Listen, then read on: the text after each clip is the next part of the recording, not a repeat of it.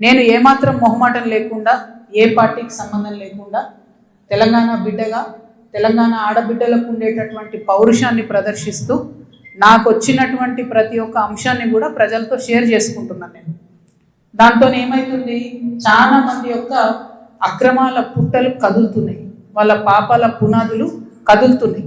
దాంతో నా మీద దాడి ప్రారంభించింది. ఏంటి దాడి? నేను కాంగ్రెస్ పార్టీతోని అంటకాగి ఉన్నాను, కాంగ్రెస్ పార్టీతోని అండర్స్టాండింగ్తో నేను పనిచేస్తున్నాను, ఎందుకంటే నాకేదో ఫైనాన్షియల్ బెనిఫిట్ కోసం నేను పనిచేస్తున్నా అని చెప్తున్నారు. దీనికి ఎక్కడ మొదలు పెట్టిండ్రు? నేను ఎప్పుడైతే జాగృతి జనం బాట అని చెప్పి బయటికి రావాలనుకున్నానో ముందు సోషల్ మీడియాలో ఒక ప్రచారం మొదలుపెట్టింది.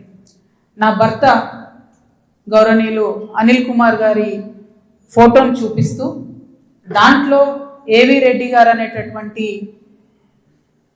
వ్యాపారవేత్త నా భర్త కలిసి ఏదో ల్యాండ్ లావాదేవీలు చేశారు, ఆ ల్యాండ్ లావాదేవీ వల్ల నాకేదో పెద్ద ఎత్తున ఫైనాన్షియల్ బెనిఫిట్ అయింది, అట్లా నాకు కాంగ్రెస్ పార్టీకి అవినాభావ సంబంధం ఉంది అనేటటువంటి అంశాన్ని ప్రజల మధ్య ప్రమోట్ చేసే ప్రయత్నం చేస్తున్నారు.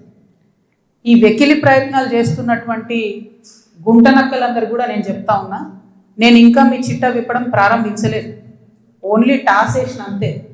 ఆ టాస్కే ఇంత భయపడితే ఎట్లా మీరు? ముంగటి ఇంకా టెస్ట్ మ్యాచ్ ఉంది, మామూలుగా అనుకుంటారే ఏంది కథ? జస్ట్ టాసే, ఇప్పటికే గెలిచినాం ఆల్రెడీ మేము జాగ్రత్తలు, ఎందుకు భయపడుతున్నారు మీరు ఇంతగా? ఏమన్నాడు నా భర్త? మీరు అధికారంలో ఉన్న 10 ఏళ్లలో ఎన్నడన్నా వచ్చి మిమ్మల్ని ఒక పని అడిగినామా మేము? ఎక్కడన్నా ఎప్పుడన్నా ఒక ఫేవర్ అడిగినామా మిమ్మల్ని? ఒక్క విషయంలో అన్నా అవుట్ ఆఫ్ ద వే పోయి ఏ ఒక్క మంత్రితోని కానీ, కేసీఆర్ గారితో కానీ, కేటీఆర్ గారితో కానీ, హరీష్ రావు గారితో కానీ, నా భర్త కానీ, నేను కానీ ఏమన్నా ఫేవర్ తీసుకుని ఉంటే చెప్పండి, దమ్ముంటే చెప్పండి. ఊరుకుంటుంటే తమాషాలు చేస్తున్నారు. మీరు వెకిలి ప్రయత్నాలు మానుకోండి. నేను మీ మీద చేసినటువంటి ఆరోపణలకు మీకు దమ్ముంటే, సిగ్గుంటే, ప్రజాస్వామ్యంలో ప్రజల మధ్యలో ఉండాలనుకుంటే జవాబు చెప్పండి.